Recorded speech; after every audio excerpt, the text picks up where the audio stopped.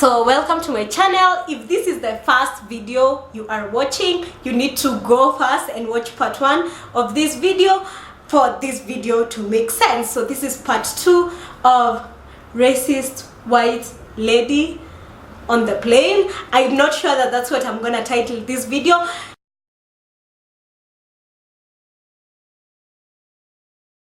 So yeah, basically welcome to the second part of the story. Where was we? I wake up and find the man that was seated like across the aisle is now seated right next to me, and I'm like, Lord Jesus, Father Lord, if one more person tries me, I'm not sure I have the patience, I'm not sure I have the energy and the tolerance for this BS from not one but 2 people. So I chill and I keep watching my movie. All of a sudden I get a tap, like a very light, like just a, you know, like no aggression, no nothing, it's just a I get a tap and I'm just like, this could literally go either way. This could be just someone asking me, what movie are you watching?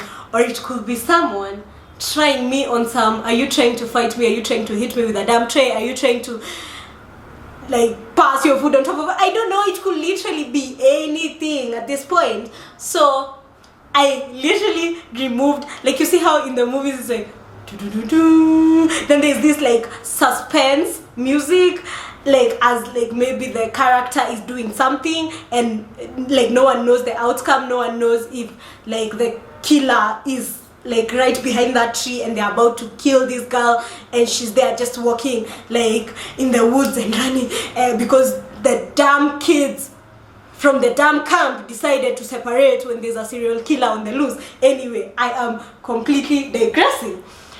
So yeah, I removed my headphones with that, like that dramatic suspense, like motion, like really slowly, like like I don't even know, like, but I legit remember doing it so slowly as I'm trying to like gather up, I think, the energy for anything that's about to come at me. So in my heart of hearts, I have a feeling, I have a gut feeling in my heart of hearts that it's about to be some BS. I was wrong. Like, I was so pleasantly surprised because like when I removed my headphones, I was met by the nicest like old white old man. Like, he was so super nice. Like, he just said hi in a very polite way. Like, he just tried to start some conversation. At this point I'm like, I really don't want to have a conversation, but like if someone comes at me with politeness, honestly I just want to go like, oh, like I'm okay or fine, like I'll just answer nicely just because you came at me like the right way. So he was like, hey, how are you? I'm like, I'm okay. Like I'm trying to kind of motion to wanting to put my headphones back on just so that there's no like longer conversation, but the man keeps talking. He asks me like where I'm from, where I'm going, like what's the purpose, like what do I do, like what's the purpose of my visit, what else? Well, he just starts asking me random questions, like just chit chat. He asks me what movie I was watching. So we talk about movies for a little while. Then he starts telling me about his kids. Oh, this is when he tells me that she's his wife. Like, oh, that's my wife. We have 2 kids. No, we have 3 kids, if I remember well. 2 girls and a boy, or 2 boys and a girl, something like that. Honestly, I wasn't even like quite paying attention. I was just like, I wasn't paying attention. I wasn't like super like interested, but also I didn't want to like kind of ignore him or whatever because he was being really nice.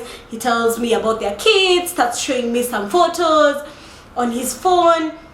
Then he just says, oh, I'm really sorry. And I'm like, why?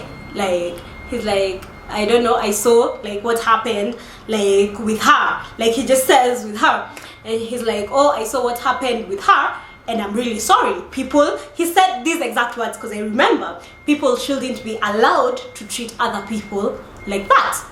So I'm like, honestly, like, it's whatever, it's fine, like it's whatever. Like, I didn't really, like, I wasn't trying to, like, I think it was like both basically guilt, because it's like it felt like he was overcompensating with the conversation and really trying to create a connection or bond or whatever, like trying to be like interested in who I am or where I'm going or what I do, or what I'm watching. Like, it felt like an overcompensation, like from a stranger on a flight. So I guess it was mostly like guilt from like how his wife treated me. So he was like, oh, I'm so sorry, people should not be allowed to treat other people like that. He didn't say anything about it being because I'm black. Let me, like, I will not even like I'm not gonna hype up the story like something that didn't happen. He did not say that it was because I am black. He just said she's just not like, I don't remember the exact words he used, but basically what he implied was she's not a very tolerant person. So at this point I'm like, is she not tolerant of black people? Is she not tolerant of anybody? But he did not imply that it was because of my race. He just said she's not like a very tolerant / nice, I guess, person, whatever. But he was like, but I'm really sorry, people should not be allowed to treat people like that. Oh wait, I think I remembered like what he said. He said close-minded. If I am not wrong, I think he said his wife is a very like close-minded person. At this point, I just decided to give her the benefit of doubt, because like, I don't know, someone could be having a bad day. Someone could, like, it could be that it's me she doesn't like, not like black people, not like everyone of my race, like, you know, like it could be like, you see the way like you just see some people and they've not even done anything to you and you just know you don't like them. Have you ever felt that towards someone? I know it's a horrible thing, but like you can't help it. You just see someone and you're like, I really don't think me and you will get along. Like, I don't think I like. It's still not an excuse to treat people badly, because I know that everyone I've ever thought that of, I still didn't like treat them badly. You can just choose to not talk to someone rather than be rude to them, rather than treat them like some type of way. If you feel like damu yako na damu ya mtu mwingine haziendani, si lazima muongee, si lazima umongeleshe, si lazima, just be a decent human being, you know, like be a decent human being.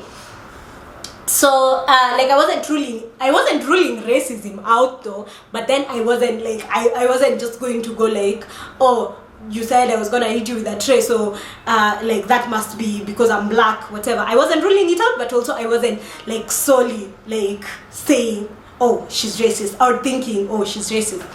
So I was like, you know what, it's okay, like it's fine, it's whatever, like I didn't take it to heart. Like, we just go back, I think we go back to talking about his kids or something. He tells me like, I think what sports they play at school, like it was just chit chat, like conversation and stuff. Then from the side of my eye, okay, now I'm like half looking at him, basically, because we're having a conversation. You kind of want to, like, if you maintain like too direct of eye contact, that encourages more conversation. And as I said, I wasn't trying to encourage more more conversation, so I don't really want to look him in the eye. I just want to look in his general direction, because I felt like that was the threshold. That's polite, not standoffish, but also not encouraging more conversation. Does that make sense? So I'm looking in this general direction, not really at him, but just basically like this. Then my eyes spot the lady turning in her seat. So basically I think she was sleeping like sort of like this. So I spot her turn in her seat, and she continues sleeping like this. Then it doesn't even take 2 seconds. I don't know whether she had us in her sleep, and she just opens her eyes. Okay, not like in a very dramatic like way, but then she just opens her eyes. Then she turns, looks at us, and I'm like, oh shit.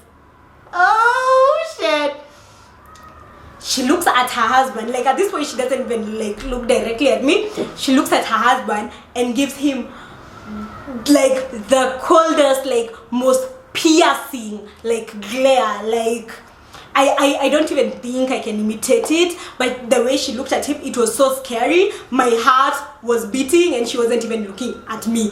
Like I'm just like, shit, I'd be hella scared if it were like, if that look was directed at me. This woman did not look like the kind to settle things at home. Like she did not look like the kind to fight later. Like she looked like the kind to like start shit like at the spot, like on the spot. Do we say at the spot or on the spot? Yeah, on the spot.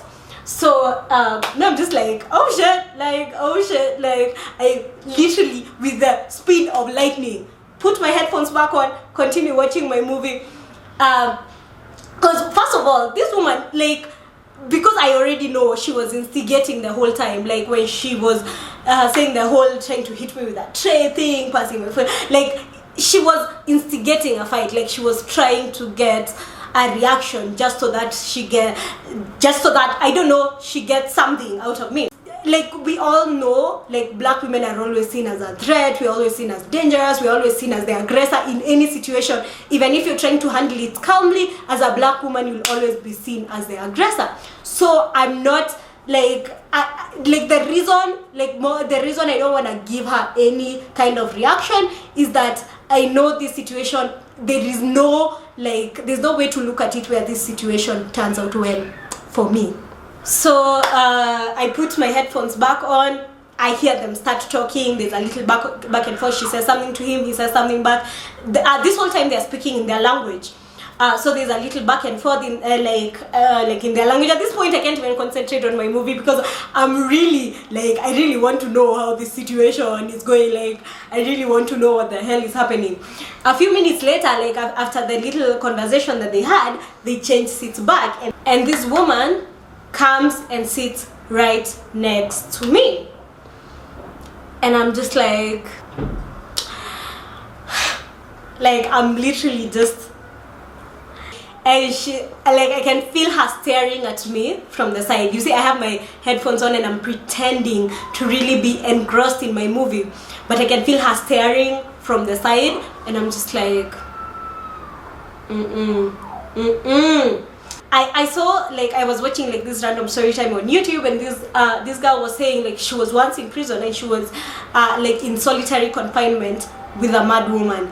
This is what this particular situation felt like. I felt like I'm in a plane with maybe 100 or 200 people, but honestly it just felt like it's me and her. I felt like I'm so in danger. You get I felt so unsafe. To me it didn't matter that there's all these other people. I was just anything could literally go down and no one is gonna help me. I've ever seen all these videos of black people being kicked out of the plane. No one says anything. No one, you don't even see anyone lift a finger or anyone trying to say oh, I saw the situation and that's not what happened. Oh, I saw the situation and she wasn't being rude, she wasn't trying to be aggressive. Nothing. No one ever says anything at all. You literally get be carried out in handcuffs by air marshals or something on your own. I decided to ignore the fact that she's staring at me and it's making me so uncomfortable. Then the best thing happens. The plane lands. We hear the little announcement that it's about to land, and I'm just have you ever breathed the deepest sigh of relief? That was literally me in this situation. I'm just I am so effing relieved. I am safe. Do you know, it's a chicken that was supposed to be slaughtered by this family, but then they decide that they're not gonna have chicken that day, and this chicken knew it was gonna be slaughtered, but then the chicken gets to live another day. That's how I felt. I felt I'm a chicken that gets to live one more day because the family won't eat chicken that day.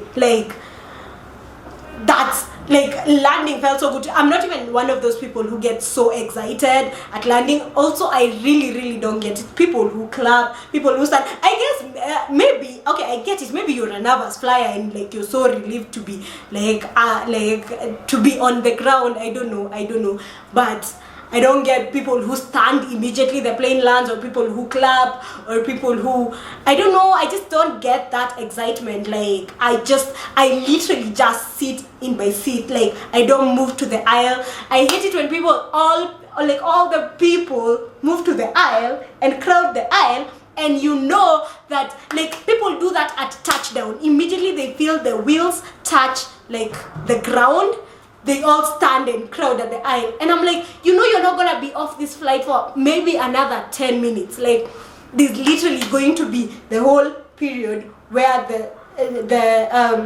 the plane goes through the runway and parks. You have to wait for the plane to park. You have to wait for that thing, I don't know what it's called, the thing that connects to the plane, so that now you guys can walk out. All these things take time. Even if it doesn't take that much time, even if it takes 10 minutes, that is still time. Why are you standing for 10 minutes yet you could be seated and chilling? And honestly, I don't get people who are in such a hurry, unless you have a connecting flight and your layover is really short and you're really in a hurry. That's the only excuse you have, to be trying to run to the exit and all crowd at the front of the plane. I hate it. I don't get it. So yeah, I digress again. So yeah, I'm not one of those people. This day I was so relieved, or maybe these people are usually so relieved because they are also seated next to crazy people. Let me just say crazy people. And you think the story ends there.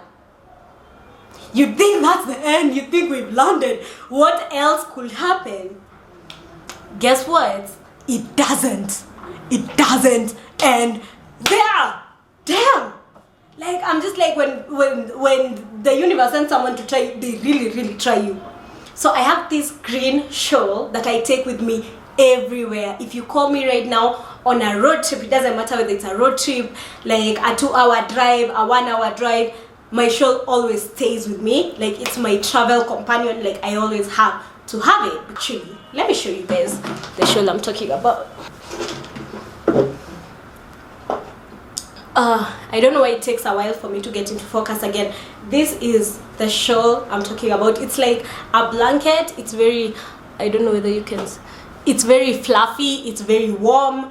Yeah, so basically, so I normally don't use those airline blankets. Also, like, I'm not OCD, but I'm particular about certain things, and I really don't want to cover myself with a blanket that I do not know. Obviously, it has been used by someone else, and that's not a problem, but I don't know how clean it is, if you know what I mean. Like, was it just cleaned, or was it also disinfected and stuff, which is why I just prefer my own stuff, because I am sure of the, you know, level of hygiene used in handling them.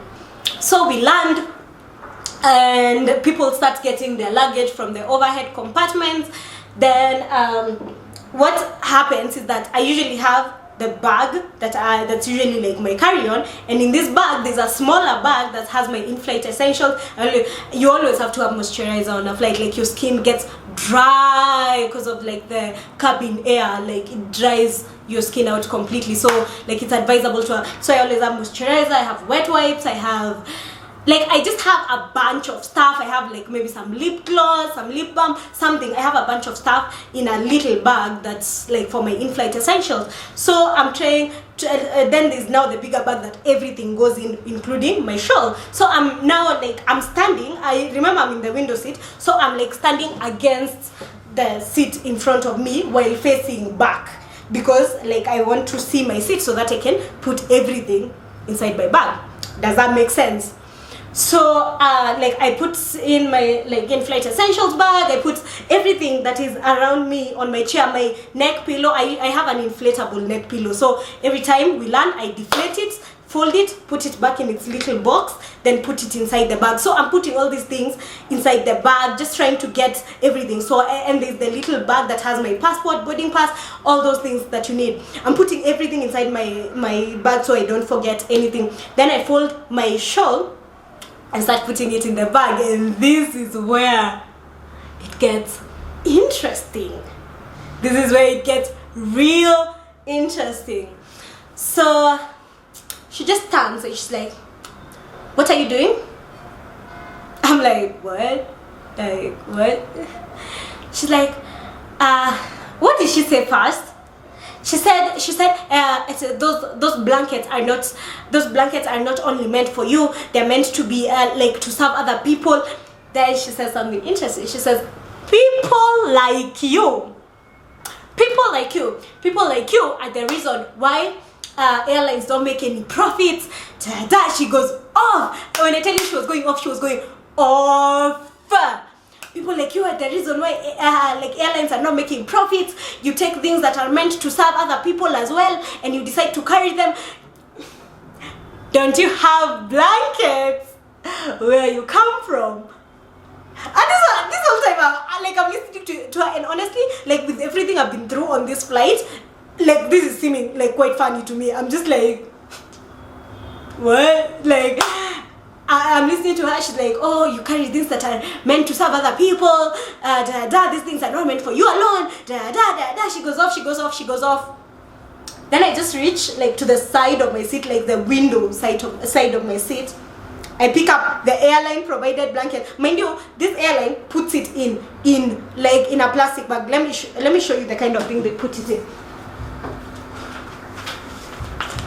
Let's assume this is sealed all the way around. It's open here, but let's assume. So they have it in a bag like this, and it's sealed all the way around. Like it's sealed completely, like airtight. The blanket is inside of here. So I literally pick it up in the paper and I show her. Like I just hold it up to her, like, is this what you're talking about? I didn't even say anything. I was just like. So she realizes that first of all that it's not the same blanket. The blanket that I'm putting in my bag is not the airline provided one, because I'm showing her my airline provided blanket. But yeah, like that's not even my thing. My whole thing is, you had my blanket. Here it is. I've not even taken it back. My blanket is bright green. Like this is literally the brightest of greens, I think. Like there's no brighter green. Mine is bright green. The blankets this airline uses are dark gray, like dark gray. That's a blanket she had. That's a blanket the person next to her husband has. That's a blanket everyone on this flight has. So why would you think that they suddenly gave me a special blanket that I am deciding to carry home? Like my blanket is a heavy, like furry, like soft blanket. The blanket the airline provides has no fur. It's just I don't know, what can I say? It's not even cotton. I don't know what material that is, but it's just a shawl, like the material that makes normal as shawls. So why would you think that it's the same blanket to begin with? And even if I was carrying even if I was carrying the airline blanket, what? Like, do you own the airline? This whole situation was just stupid. So she sees that it's not the same blanket and she's like, oh, I thought it was the airline like provided blanket. Like she says something like that in like a whatever way, in like an so she doesn't say sorry at all. So her husband, who had been seeing the whole situation, is like, oh, I'm so sorry.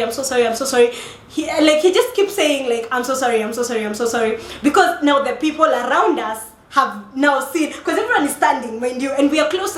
Remember I mentioned we were close to the front of the plane, so everyone is crowded near us. So everyone has seen the little altercation. So her husband is embarrassed. At this point, I don't think it was even guilt. I think it was more of shame, embarrassment. She didn't seem to be that embarrassed, but her husband is like so embarrassed. So yeah, basically the husband keeps saying, I'm sorry. And like honestly, at this point, like we've landed. Like I really don't wanna make a fuss. Like right now, like at this point, I felt like a bit safer to give like a reaction, just because everyone can see and everyone has witnessed. So I feel a bit safer because it's not just her word against mine. even if like all these people like decided to get this, then at least the 3 people who are like, we saw it did not go down that way. She was the aggressor, she was the one trying her. But I was just like, is it really worth it at this point? Like, is it really like worth it?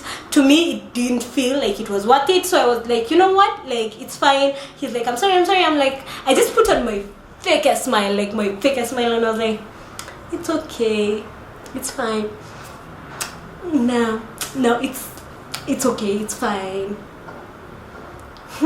Like, oh, have a nice trip, enjoy yourself. I'm like, yeah, I will. Yeah. Like, at this point, I'm just done. I'm like, honestly, like, my trip is about to start. There's no need for me to like be in a bad mood. There's no need for me to let her ruin my day or my trip or my mood or my nothing. She's not worth it. So I was like, you know what, the best I can do is like move right along, and that's exactly what I did. So like, it's fine, and like that was it. The people around us are just looking at her like what the hell is wrong with you? In my head I'm thinking, y'all should even have seen everything that happened before this. This is nothing. Like, at this point, my skin is so my skin is so tough, she cannot get to me. Y'all should have seen everything that happened before this point right here. But then yeah, luckily, that was, I don't know how lucky that is, that's not really lucky, but yeah, that was the end of the story. We just got off the plane and I went where I was going, they went where they were going, and that was the end of the story. I can't even tell you how relieved I was when I actually stepped out in the like outside air, and I'm breathing and I'm like, like, this is what freedom feels like, because I felt like I was in a cage in that fucking plane. Like, have you ever felt like you're in a cage for 11 hours? That's exactly how that plane ride felt. Like, that was my plane ride from hell story. So yeah, that was the story of the white woman who tried me. She done try. I just had my neighbor open her door, and I know she can hear me, and I'm sure she's like, why is this woman shouting? Who is she talking to? But yeah, that was the story of the white woman who really tried me. Like, she tried me, but I did not fall into temptation. So yeah, basically, tell me what you think. Tell me if you think this was a race thing. Tell me if you've ever had like a similar experience. Tell me if you don't think it was a race thing. Honestly, like, tell me if you think that, oh, you're reading too much into the situation, this could not have been a race thing. Tell me if you're like, what your thoughts are. Tell me if you want me to do more of these like story times and incorporate them with the vlogs, and I'll see you in the next video. Oh, I've not said like, comment, share, please subscribe to my channel. Pretty please subscribe to my channel, please. But yeah, subscribe to my channel, like, share, comment, do all that good stuff, and I'll see you in the next video.